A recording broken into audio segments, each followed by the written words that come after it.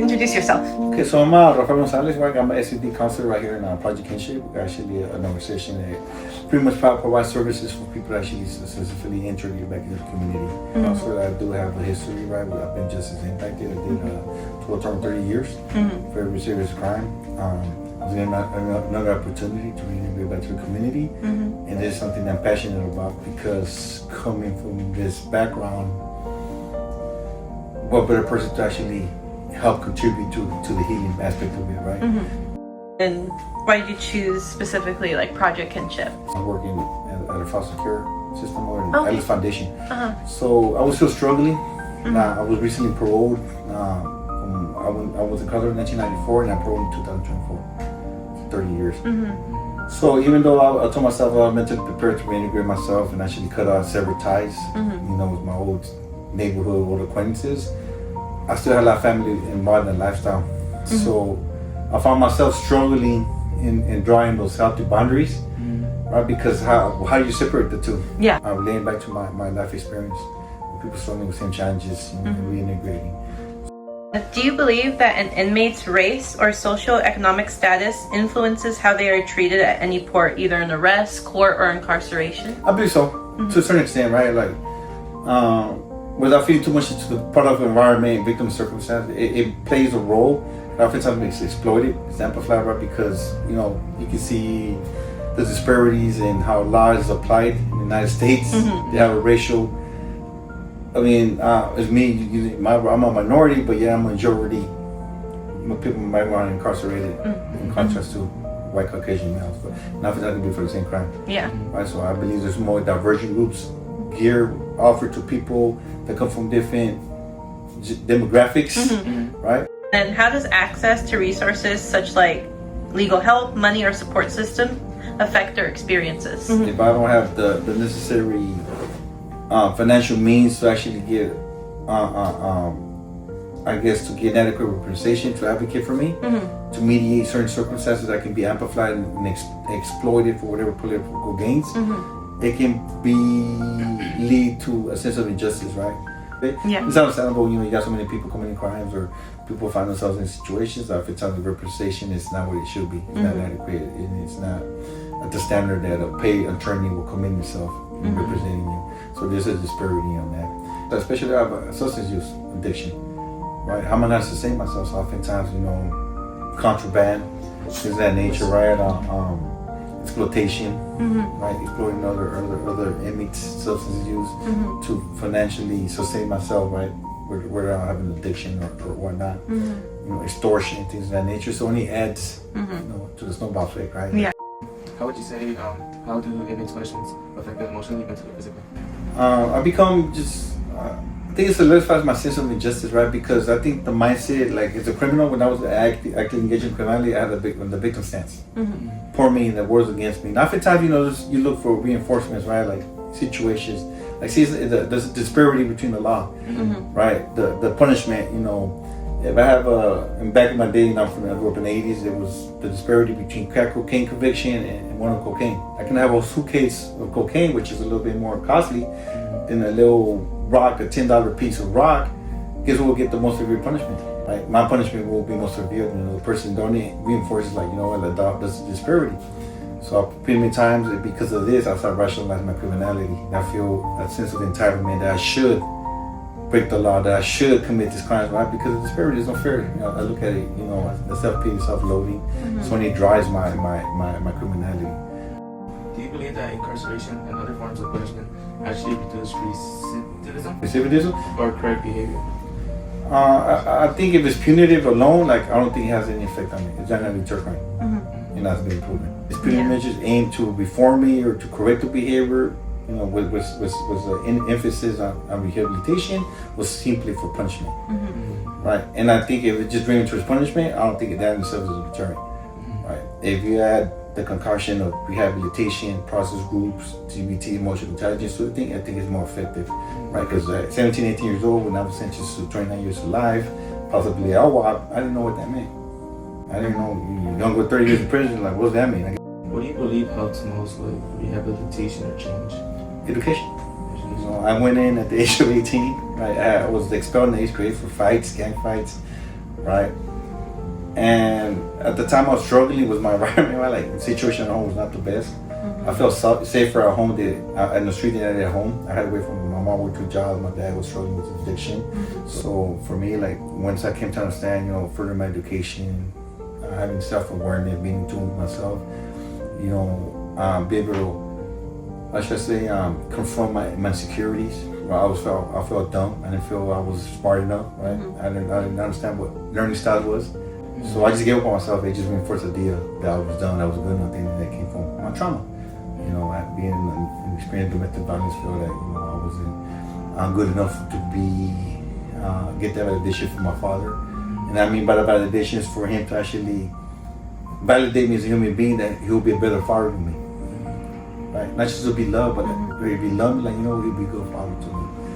And without knowing, usually when I came to understand that, through education, I was able to comprehend that, to understand empathy and all consequential thinking the result came through my education in that area. If you could change something about how sentencing or reintegration works, what would it be? I think considering certain contributing factors and causative factors, the root causes of somebody's behavior, but especially the age group, the age gap, right? So it's been proven that between the age of a certain age up to the age of 25, your brain is not fully developed, right? Especially when you have experienced trauma, you don't really think about the outcome, you're just impulsive, survival mode, right? So I think considering a person is not as an excuse, but understanding the behavior, right? When this person went through some trauma, considering before the sentencing, we're just gonna just give up on you. It's going to validate, reinforce that this person feels useless, inadequate, right? And how do others, like family, friends, and employers, treat previously incarcerated individuals differently? It's been my experience. I had a smooth transition, right? But then it goes back to how did I invest my time with them in prison? My behavior in prison was not the best. It was only towards the end when I started just working on myself. I started aging. Like my back's not gonna be able to handle that. Right? Big bricklaying, working in construction, doing manual labor like that. So I was able to actually capitalize in free college courses that are actually offered when you're incarcerated. And then after completing their sentences, do you believe it's difficult to find employment due to time spent in prison? So for me, it's been smooth in the sense that there's a lot of friendly employers that know about your employment. They can even utilize my life. Like for my instance, my life experience is something beneficial, construction for the community.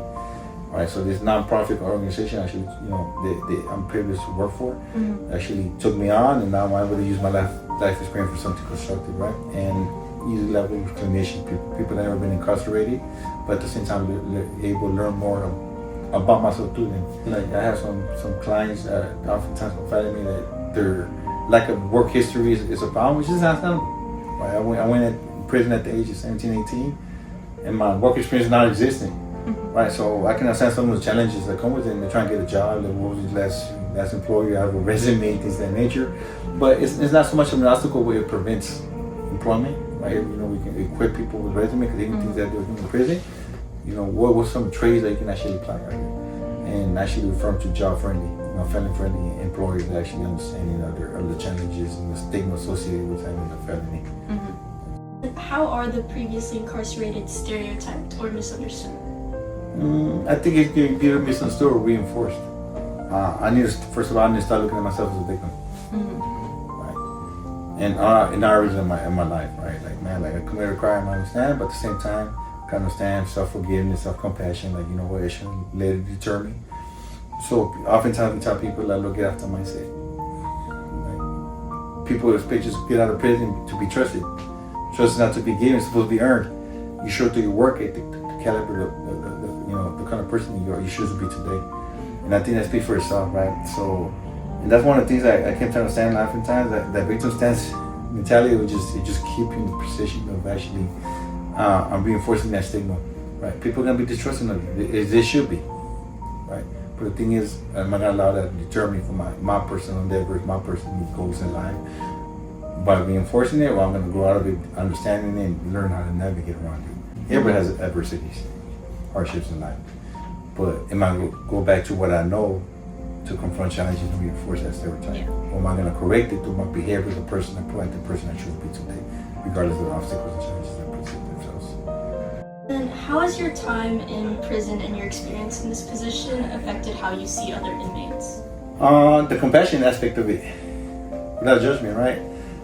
And I first had to work on myself. I was judgmental towards myself, and because I was judgmental towards myself, I was judgmental towards everybody else, right? And I think my time in prison, because I didn't go to prison to change, I went to prison to die. Even understanding the guilt associated with that, like I'm in my bed and now that I lay in it, so I continue reinforcing the stigma, right? The average prisoner, violent prisoner, offender. So it took me years to correct that, but I understand, like, you know what, I was operating not just my guilt, I was allowing my guilt, my shame to dictate my decisions. Right? When I was able to correct that, I was able to use it proactively. I should feel guilt and shame for the day, but not to a point where I self-loathing and do nothing about it. But correcting and choosing to be, you know, make better decisions, understanding how my actions affect other people. So, and the way I utilize them in my profession or my career now is understanding, man, everybody has a story, right? It's learning to look at a person's behavior, not at the person, right? The person's going through something. No, it wasn't because I was a bad person, a bad guy. You understand? I was hurting. And because I was hurting, I would hurt everybody. I thought the world hurt me. Right? Everything was I was always on the defense. I was expected to be hurt. Right? And coming to understand my trauma, you know, my adversities, my adverse childhood experiences, how it affected my perception about myself and others.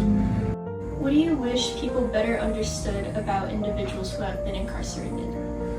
I think you just understanding that everybody has a story. And I'm not saying this is an excuse. I'm not saying, you know, people should be trusting and we see people with open lines, right? But the thing is, if this person has been incarcerated, obviously the person has made some poor choices based on certain emotions that a person was able to process, to understand. So if this person is encountering problems, right, am I going to help this person by giving them further problems? I felt when I was in that lifestyle, the mindset, I didn't feel part of the community. And if I don't feel part of the community, I don't care about the community. I'm going to harm more often times. I'm going to harm it. But when I was welcomed by it, even though like I'm not from Orange County, I was welcomed in the community. Now I feel part of the community. And I want to contribute to it. And what is one thing you would change about the current criminal justice system?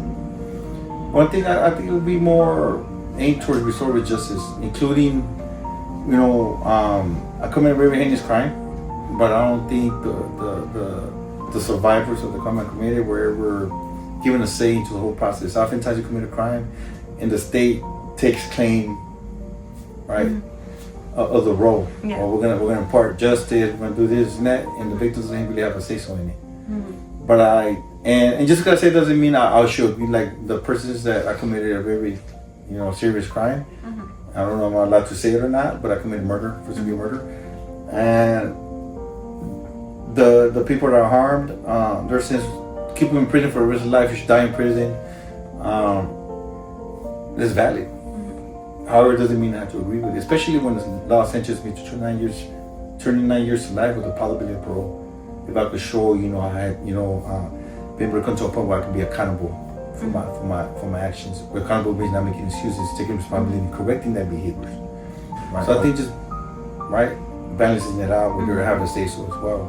Like I said, you know, oftentimes they're going to be in a place or hurt, which is valid. Yeah. But they should have a voice as well in the way where they believe, you know, justice should be actually practiced out and applied. Do you have any additional comments you would like to make? You can make them too. Well, additional comments, I just said thank you for the opportunity to actually just, you know, have the conversation with me. It's just a conversation, right? Like, people can agree with it. Some people disagree, they're free to do it. Yeah. I'm just offering a lens of perspective, right? And people form their own premise on what they believe or what they don't agree with, but understand what they agree or don't agree with, right? Yeah. You guys can be entering in this field, it's very challenging, right? And oftentimes certain biases are going to be present. But I think the only comment I can say, be objective. I mean, look at it from both lenses, right? Keep those emotions in check.